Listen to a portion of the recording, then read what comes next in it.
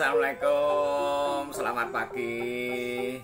Indahnya saling menyemangati satu dengan yang lainnya, saling memotivasi dan menyemangati sahabat, saudara, dan teman kerja untuk selalu berbuat sabar dan ikhlas.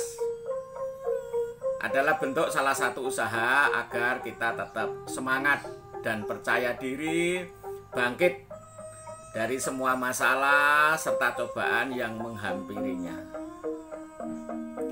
Dengan apa cara menyemangati? Dengan kata-kata yang bijak dan santun, juga membantu memotivasi untuk diri kita sendiri supaya kita menjadi orang yang kuat, semangat, sehat dalam kondisi apapun. Dalam menjalani kehidupan manusia itu kita juga panjenengan semua tidak selalu mulus dan bahagia. Terkadang setiap orang mengalami berbagai rintangan dan cobaan dalam hidupnya.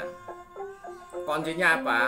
Sabar dan ikhlas adalah kunci untuk bisa melewati rintangan sehingga kehidupan bahagia akan kembali kita raih lagi. Berikut kata-kata bijak tentang sabar dan ikhlas dalam menjalani roda kehidupan ini. Yang pertama, ikhlas itu melegakan.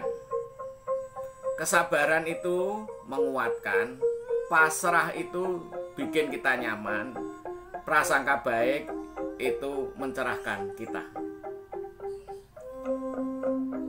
Kita bahas sedikit. Keikhlasan itu melegakan. Jadi orang itu kalau ikhlas, pasrah, hati ini jadi lego. Nrimo ing pandum kalau Jawanya. Kesabaran itu menguatkan. Dengan kita sabar, kita saling menguatkan hati kita supaya kita tidak marah, supaya kebahagiaan dan kesuksesan itu kita raih. Kita harus sabar, dicaci maki, dihina, dirasani jelek dan lain sebagainya. Kita itu harus sabar. Juga kita harus pasrah, apa yang kita terima kita serahkan pada Allah Subhanahu wa taala. Karena pada prinsipnya kita hidup ini seperti wayang. Apa katanya? Allah di sana yang menentukan. Kita bisanya hanya berdoa. Pasrah itu bikin kita nyaman. Ya kita serahkan aja supaya kita nyaman, tidak nyalakan orang lain sana sini dan juga menyalahkan diri kita sendiri. Prasangka baik itu mencerahkan. Dengan kita berprasangka baik pada orang lain, kita dapat pencerahan hidup. Kenapa orang itu sukses? Dengan berprasangka baik, kita cari, kita tanya ilmunya. Oh, ternyata kehidupannya seperti itu. Makanya mereka berhasil. Kenapa mereka sukses? Oh, karena usaha seperti ini. Jadi sekali lagi, prasangka baik itu membuat pencerahan kita. Kita dapat ilmu baru dari orang lain. Kedua, kesabaran itu ada dua macam. Sabar atas sesuatu yang tidak kita inginkan dan sabar menahan diri dari sesuatu yang kita inginkan. Maksudnya begini, sabar kita menerima sesuatu yang kita tidak inginkan. Itu harus sabar ya. Cobaan hidup, kita kehilangan orang yang kita cintai, kita kehilangan harta, tiba-tiba kita dimarahi orang, tiba kita tersesat dan lain sebagainya. Itu yang tidak kita inginkan. Kita harus sabar.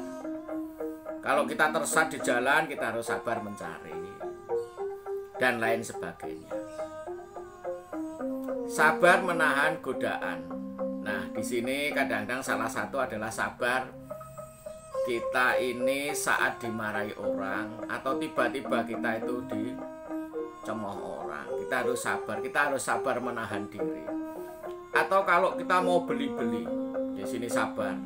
Uang tidak punya tapi kita tergoda beli barang yang lain sebagainya. Nah, ini adalah godaan untuk menahan diri. Jangan beli sesuatu kalau enggak kita inginkan atau dana tidak cukup. Nah, ini juga penting untuk sabar. Ketiga, ini yang penting, yang terakhir, hidup ini bergiliran satu sama lain. Kadang kita di atas, kadang kita di bawah. Kadang kita itu tertawa lepas, lantas kemudian kita terdiam, bahkan menangis sekeras-kerasnya. Itulah kehidupan. Barang siapa yang sabar, maka semua bisa dilewati dengan hati yang lapang. Tentunya kesuksesan bisa kita raih lagi. Sedikit saya ulas. Hidup ini bergiliran satu dengan yang lainnya. Ya hartanya bergiliran, juga proses kehidupan di dunia ini juga kita bergiliran. Yang tidak lama lagi kita ini akan menjadi orang dahulu. Karena juga umur kita tidak tahu kapan diambil oleh Allah, juga kita tidak tahu. Setelah diambil, kita sama-sama juga mati di sana, akan diceritakan hidup ini bergiliran dan kita sudah menjadi orang dulu. Sudah diceritakan oleh anak cucu kita. Oleh karena itu, saat ini yang teman-teman merasa sukses, merasa di atas, merasa hebat, janganlah menganggap harta dan jabatan itu adalah selamanya panjenengan bisa raih. Nanti akan habis dan nanti akan lepas. Oleh karena itu, saat jenengan menjabat, saat jenengan jaya, punya harta yang banyak, gunakanlah jabatan itu sebaik-baiknya untuk mensejahterakan orang lain dan berbuat pada orang lain. Dan saat jenengan jaya punya harta yang baik, gunakanlah harta itu juga untuk menolong sesama yang tidak beruntung nasibnya sama dengan panjenengan. Yang belum beruntung, janganlah jenengan sedih dan pasrah diri. Karena harta jabatan semua adalah titipan. Intinya hidup ini bergiliran. Mungkin yang tidak beruntung nanti anak cucunya diberi keuntungan. Mungkin sekarang yang tidak butuh, mungkin suatu saat akan butuh pada diri kita atau anak cucu kita. Jadi pada intinya hidup ini bergiliran. Yang ujung-ujungnya nanti kita akan mati. Demikian pagi hari ini kita saling menyemangati dan memotivasi satu dengan yang lainnya. Juga ini untuk menyemangati dan memotivasi diri kita sendiri, juga diri saya sendiri, maksud saya seperti itu. Oleh karena itu, mohon maaf bila ada tutur kata yang kurang pas dan kurang berkenan. Sekali lagi mohon untuk dimaafkan. Oke, sip.